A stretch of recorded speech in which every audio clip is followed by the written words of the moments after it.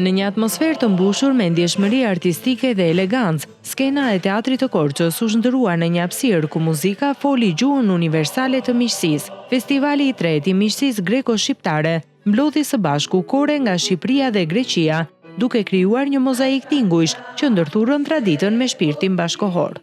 Atë diskutim që kemi lidhje historike dhe është një nga burët e themelit kjo mes Greqisë dhe Shqipërisë. Korça është ai qytet i cili ka pasur gjithmonë horizonte të ankura, çdo kulturë tjetër, sidomos ndaj kulturës qenie greke. Prandaj neve besojmë që është qyteti i vetëm i cili mund të mbajë në zemrën e tij një festival të tillë.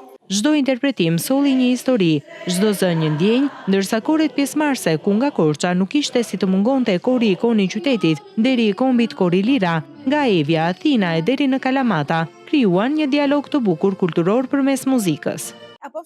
Prezantohemi me dy këngë nga kori ynë, Galini me poezi të Dionisios Solomos dhe muzikë të Demetris Lagios, si dhe këngën tradicionale Zakinfiane, Alfabeti i dashurisë. Këto krijime shërbejnë si urlitse mes dy zhanreve muzikore, të interpretuara në frymën e serenatës korçare.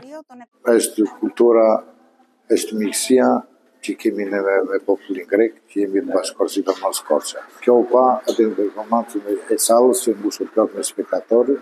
Gjuha greke ka qenë një gjuhë që mua më ka pëlqyer që e vogël dhe mësoj këtë gjuhë prej 9 vitesh. Këngët që kemi zgjedhur janë Galini dhe Alfabetari të Sakapis, është Alfabeti i dashurisë dhe Galini është një këngë e cila pasqyron detin, valët e tij dhe dashurinë e njerëzve.